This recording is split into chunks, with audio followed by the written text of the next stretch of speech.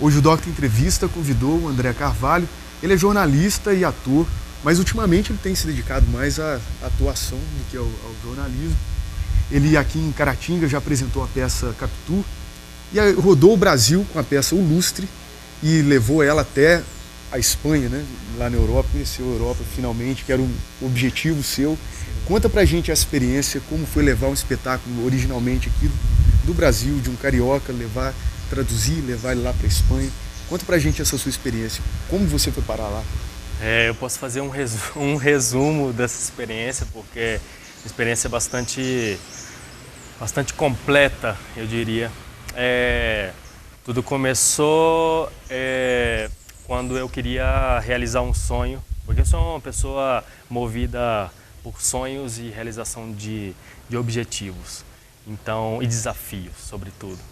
Então, quando eu estava aqui no Brasil, já tinha rodado bastante com o espetáculo O Lustre, que a gente estreou no Festival de Curitiba e teve uma crítica muito bacana. Fizemos sul do Brasil, sudeste, centro-oeste e norte. Viajamos muito. Só que eu já estava sentindo falta de alguma coisa a mais. Eu falei, quero mais, preciso de mais. E aí faltava realizar um grande objetivo, um grande sonho meu, que era passar uma temporada no exterior.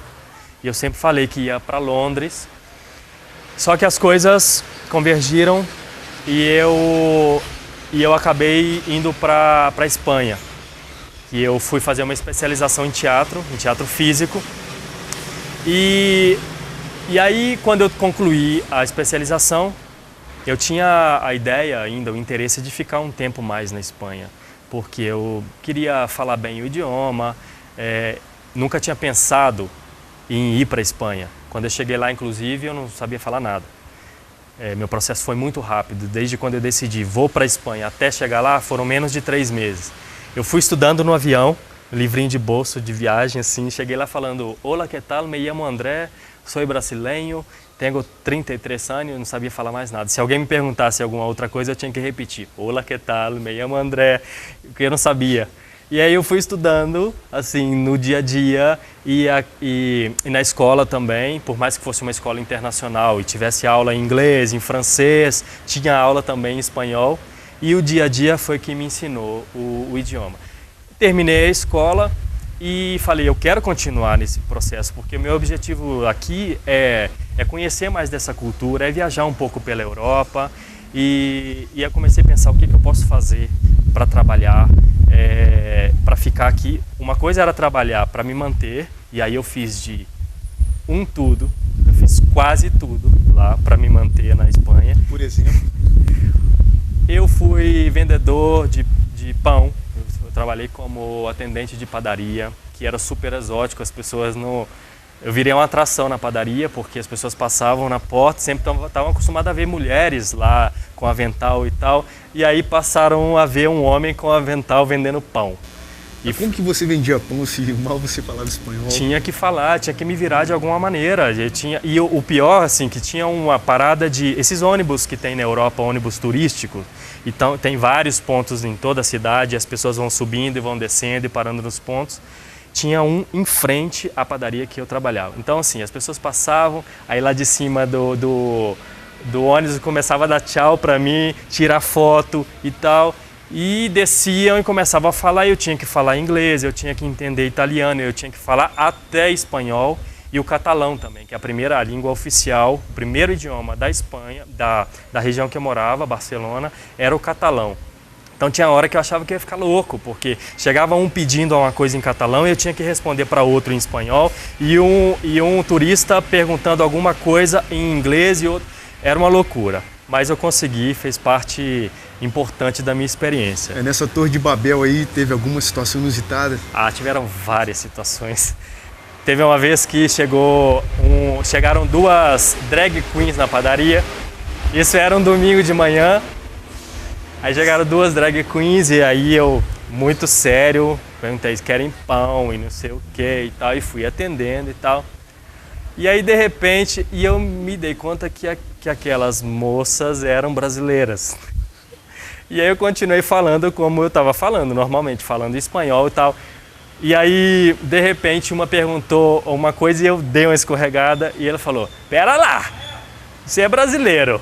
E eu falei, sou. E aí a gente começou a rir, brincar, falei, mas você não parece brasileiro e no tal. E eu falei, não, porque eu estou me esforçando bastante, falar o espanhol bem e tal. E aconteceram várias coisas na padaria. E eu trabalhei como pintor de parede também, pintei várias casas, pintei hotel. Eu trabalhei repartindo flyer, propaganda na rua. Eu trabalhei lavando carro, 1 ano lavando carro.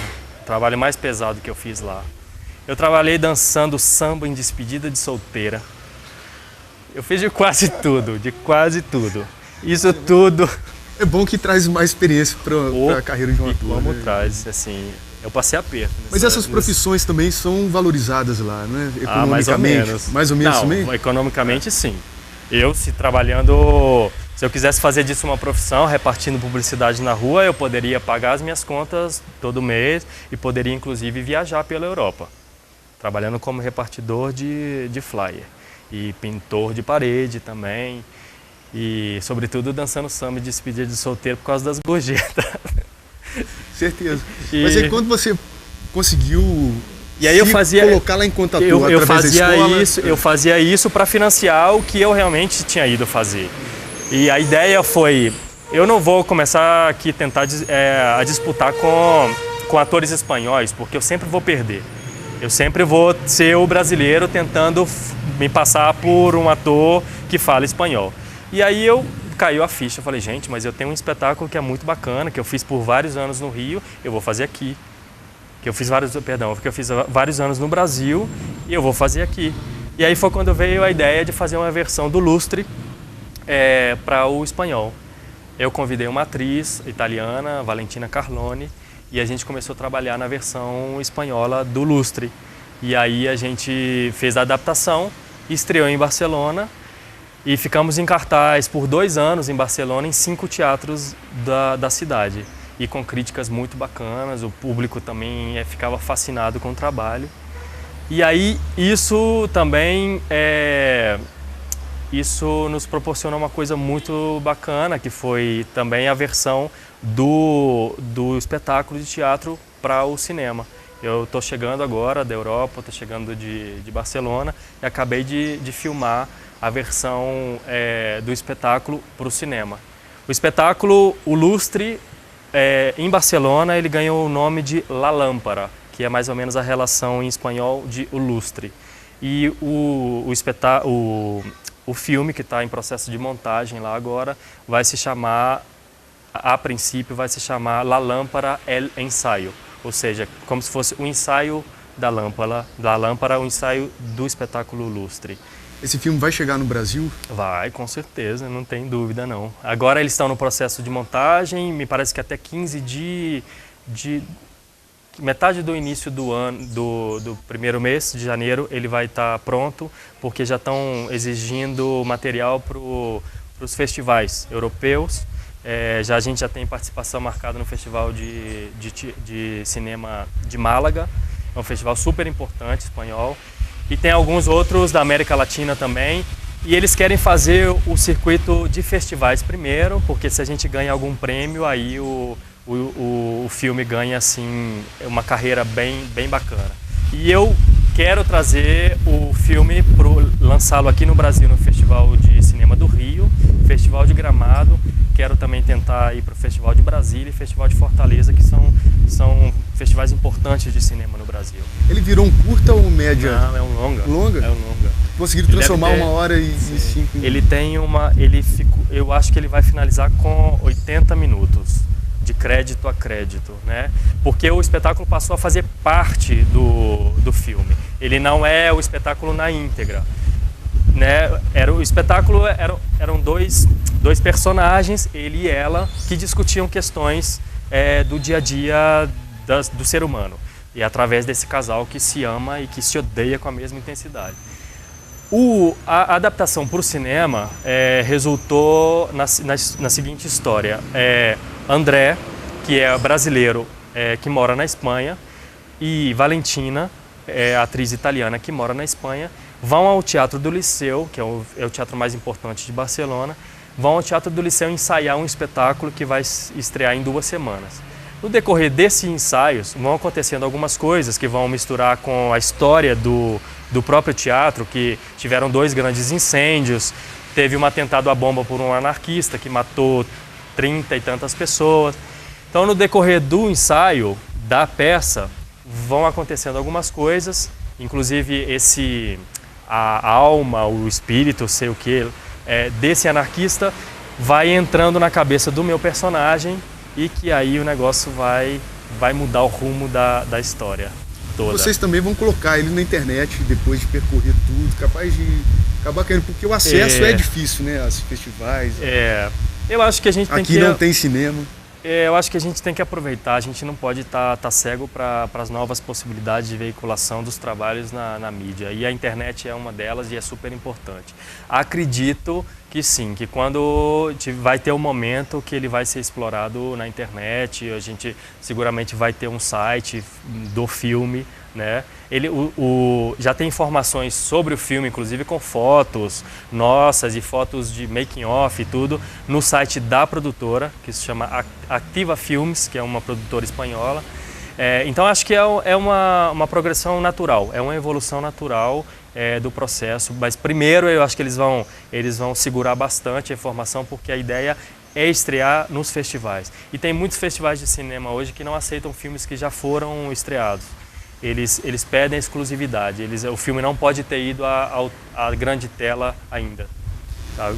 André, quero agradecer a sua presença aqui no nosso programa. Eu que agradeço. Contribuir e encorajar todos os jovens caratinguenses que às vezes têm vontade de fazer teatro ou seguir uma carreira artística na música ou qualquer outra área, e às vezes os familiares não encorajam, os amigos não encorajam, e com determinação, você é a prova disso, né? Com determinação e vontade, corre atrás. E também o destino, né? Contribuindo. Claro, o destino contribui. Eu já percebi que você acredita muito nisso. Cara, acredito muito. Eu só faço o que eu faço porque eu tenho que fazer, porque está ali traçado. Exatamente. As coisas sempre... Eu tenho uma experiência muito forte disso. Quando eu chego a realizar alguma coisa, eu olho no entorno e eu me dou conta de que eu tinha que fazer aquilo. Eu tinha que ter ido para a Espanha e não era para Londres, sabe? Eu tinha que ter ido para o Rio e não para São Paulo. Eu tinha que ter feito teatro, eu tinha que ter feito cinema. E eu acho que é mais ou menos por aí. Eu queria agradecer a oportunidade de estar aqui falando, levando esse papo contigo.